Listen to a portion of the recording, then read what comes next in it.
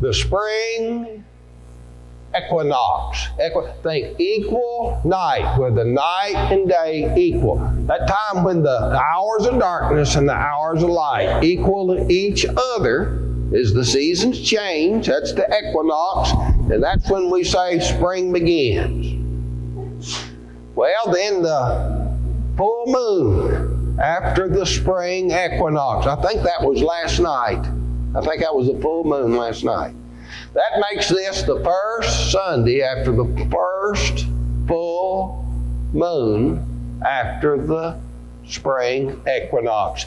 You know, that's how almost always, that's almost always when that Sunday they call Easter falls. Is that me? I'm afraid to hit mine or we'll have more going on. Somebody got it. Good. All right. And the Jews calculated it a little differently on their Passover. It wasn't quite the same way of computing this. So that almost always works, but it doesn't always. A few years ago, that didn't quite work. And we know this, that Jesus rose from the dead on the first Sunday after the Passover week. And so there's some precedent for saying, okay, this ought to be a special Sunday. And that's an ancient tradition that goes way, way back. But it doesn't go all the way back to the New Testament times. And we don't see in the church where they set aside any Sunday as special to any other Sunday. And so since we want to restore New Testament Christianity. So what do you do with something like Easter Sunday? I mean, it's celebrated all over the world that call themselves Christians, but it wasn't in the New Testament. Well, I'll tell you, a lot of people this morning would expect a resurrection sermon. And I'll say this, there is never a bad day to talk about anything the Bible teaches. And so a resurrection sermon would be just as appropriate this Sunday as every Sunday. But that's not what the focus of this lesson is about this morning. There is a resurrection connection to what we're going to talk about. And I'll point that out. You might look for it as we go through this lesson. I'll point that out when we get there. But let's go into this. I want to go to the book of Mark. And have you ever heard someone say, well, I would believe if, and then they'll put their own condition out there. Oh, I don't believe in Jesus. I don't believe in God, but I would believe if, and then state some condition, some criteria that they think God needs to meet for them. And they say, now, if that happens, I believe maybe found Noah's Ark on Mount Ararat. I would believe if Noah's Ark up there, then I'll believe. Let me tell you, mark this down. No, they wouldn't. No, they wouldn't. If they say, well, I would believe if God does, and if God did it, they'd just say, well, I believe if He did it again. They wouldn't believe. They've already have reasons to believe.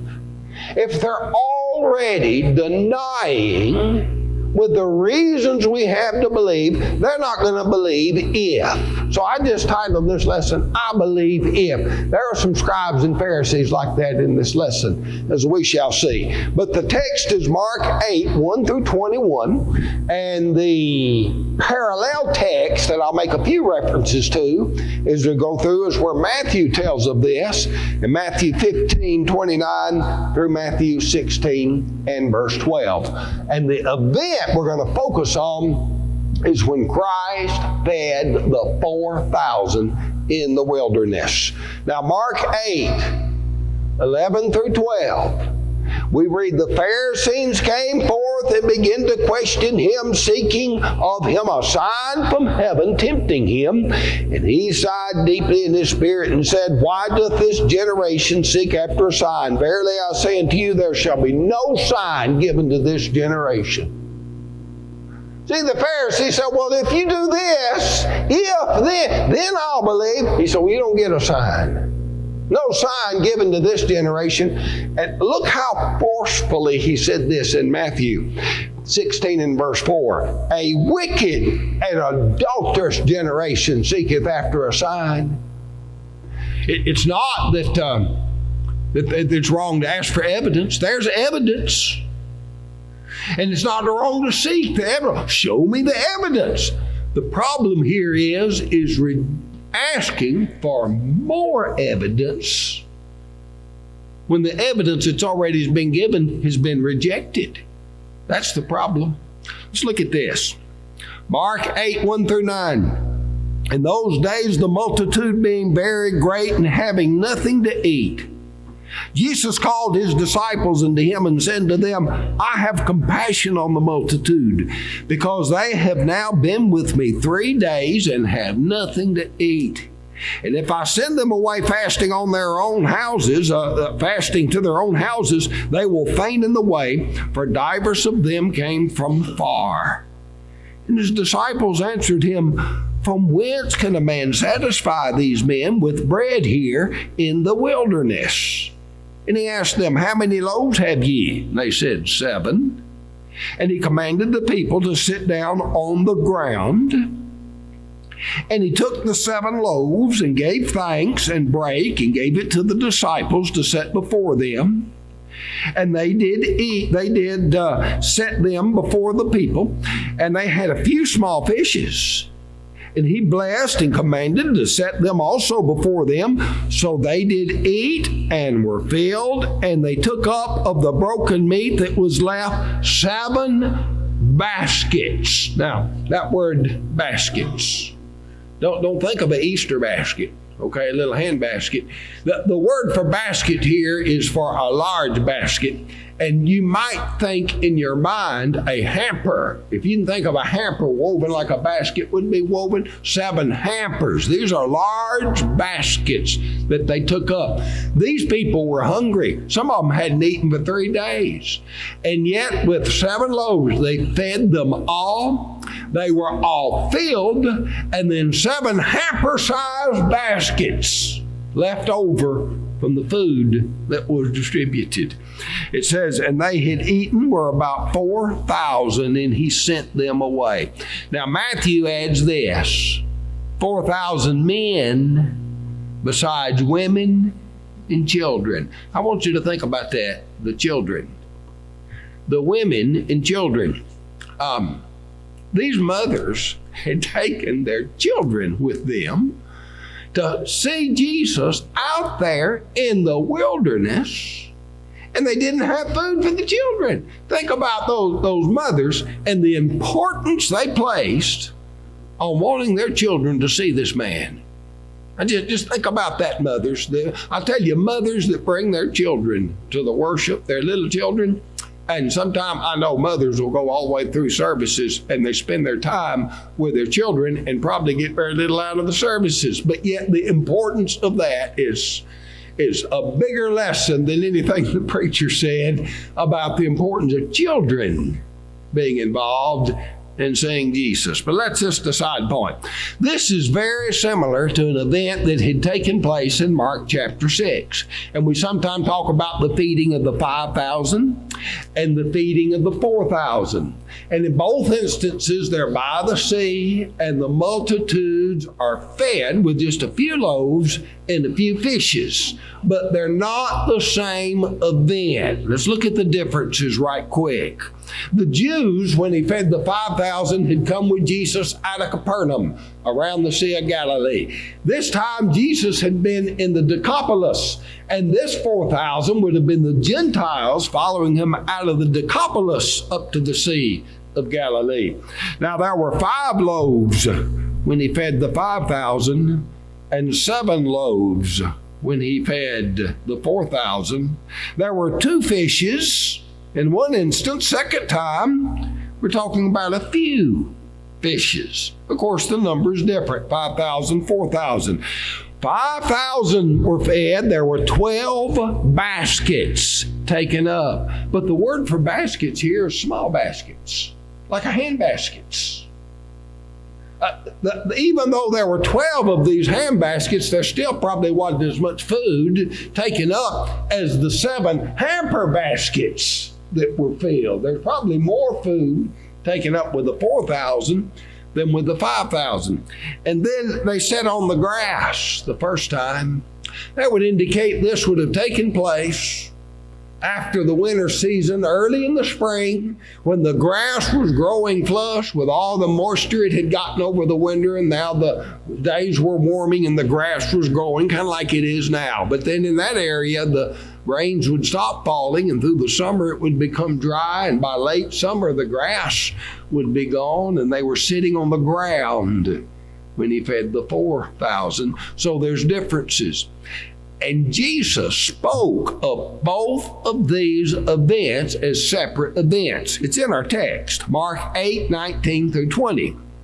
When I break the 5 loaves among 5,000, how many baskets full of fragments took ye up? They said unto him, 12. Next verse. And when the 7 among the 4,000, how many baskets full of fragments took ye up? And they said 7. So he spoke of it as 2 separate events. Now, after doing this, he entered a ship, and with his disciples came into the parts of, Mark says, Dalmanutha. Okay, let me show you where that is.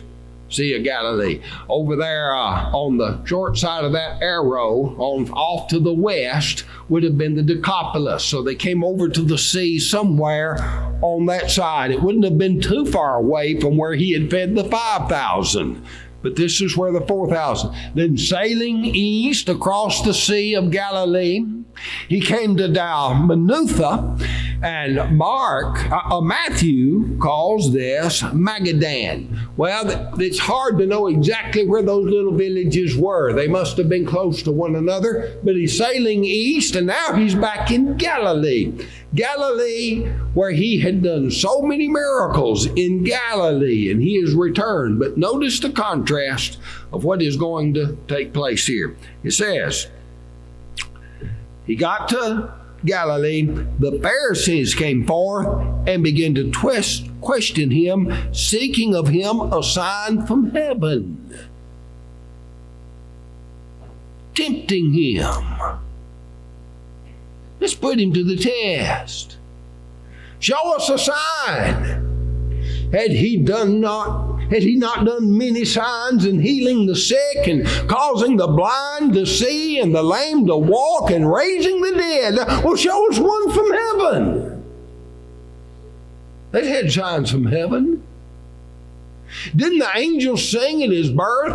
Well, at his baptism, didn't a voice from heaven say, "Thou art my beloved Son, in whom I'm well pleased"? Yeah, but show us another one. Show us another one. They wouldn't believe. They already had their signs. And now they're tempting him. Well, just show. I'll believe if you do another one. Do another one. Give us one from heaven. Listen, when he had cast out demons, they accused him of doing this by the power of the devil. Do you think they're going to believe if he shows them a sign from heaven? No, they would not. And that's why Jesus sighs deeply in his spirit of all that they had seen and all that was available to them and all that had seen and could testify to these Pharisees of what they had seen and heard. These Pharisees remained in unbelief and even challenged him for another sign. And you can just see the disappointment and the frustration Jesus has with them as he sighs in his spirit. And that's when he tells them, why does this generation seek after a sign? They're not going to believe if they have one. So no sign will be given to this generation. It's not because there was no sign. It's not because he would not do more signs. But they were tempting him, and the sign wasn't going to do them any good.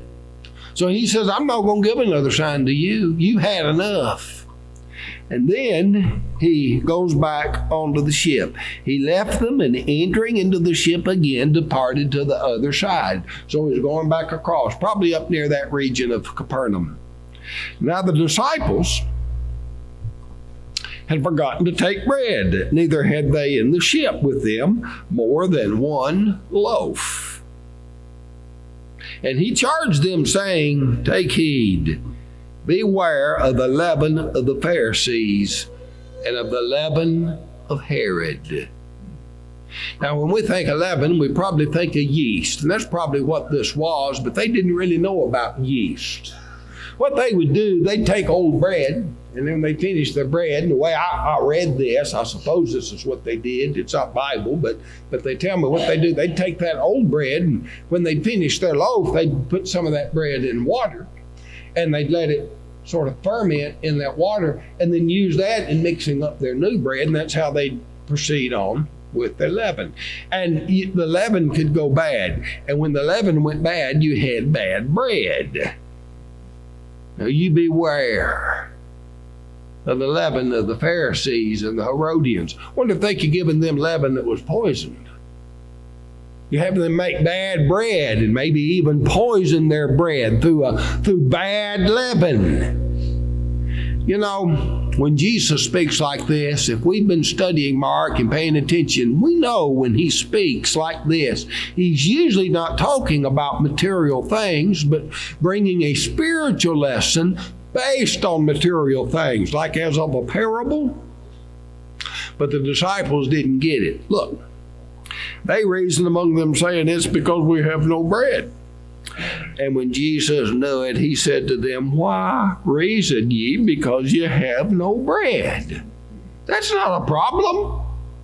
Perceive ye not yet, neither understand? Have ye your heart yet hardened? Having eyes see ye not, having ears hear ye not? Do you not remember? And then he reminds them. He says, When I break the 5 loaves among the 5,000, how many baskets full of fragments took ye up? They said, 12.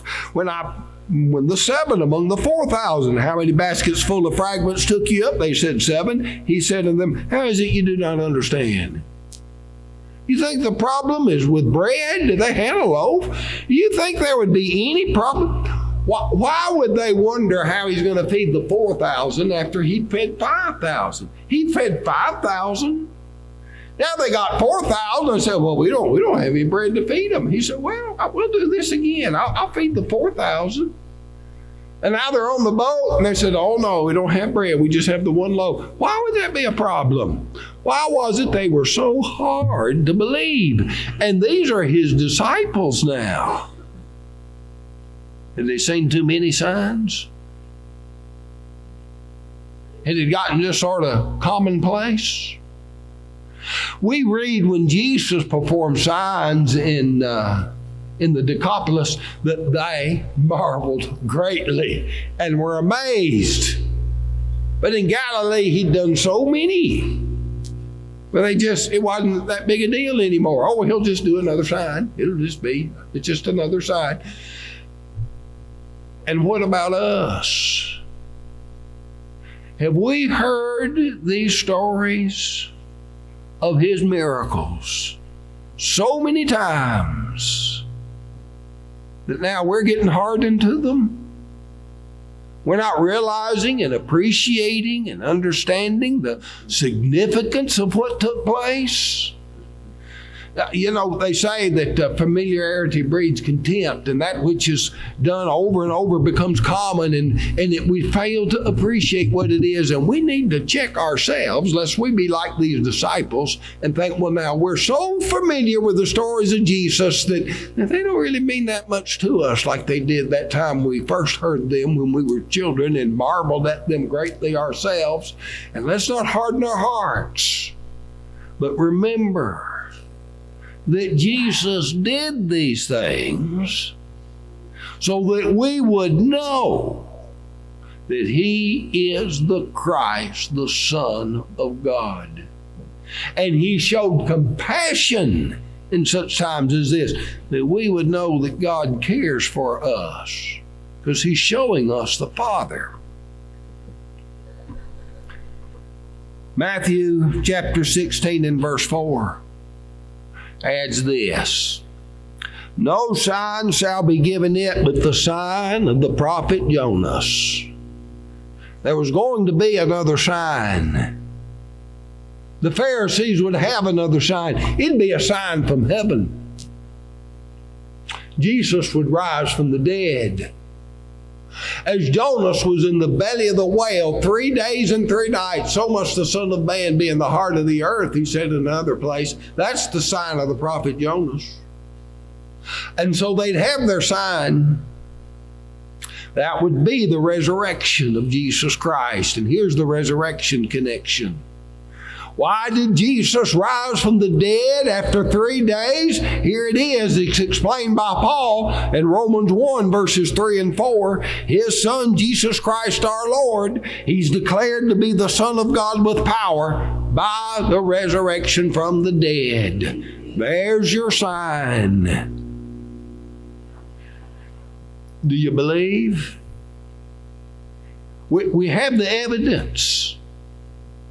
We have the testimony of those who saw him when he rose from the dead. It's the testimony of those who could not be deceived because they knew him before he was crucified, and they were able to identify him when he rose from the dead. Thomas says, well, can we see the print of the nails in his hands and the hole in his side? And Jesus appeared to Thomas and said, behold my hands and my feet, and put thy hand in my side. And Thomas said, my Lord and my God. He believed. We have the testimonies of the witnesses that saw. And we can check the testimony. It's credible testimony. A multitude of witnesses who had seen and seen and seen and seen and heard and handled. There's your sign. And it's as the rich man was told by Abraham. When the rich man from torment said, let me go back and tell my brothers. And Abraham said, they have Moses and the prophets. If they won't believe what they already have, they wouldn't believe, they wouldn't be persuaded though one rose from the dead. And many today remain unpersuaded. And they'll say, well, show us a sign. And reject the evidence that is given. I want us not to harden our hearts, but to receive the testimony that we have and have a faith that comes by hearing that testimony and believe. And then believing, we need to obey. He is the Christ, the Son of God. If you haven't obeyed, harden not your hearts, but respond to his invitation as we sing this invitation song.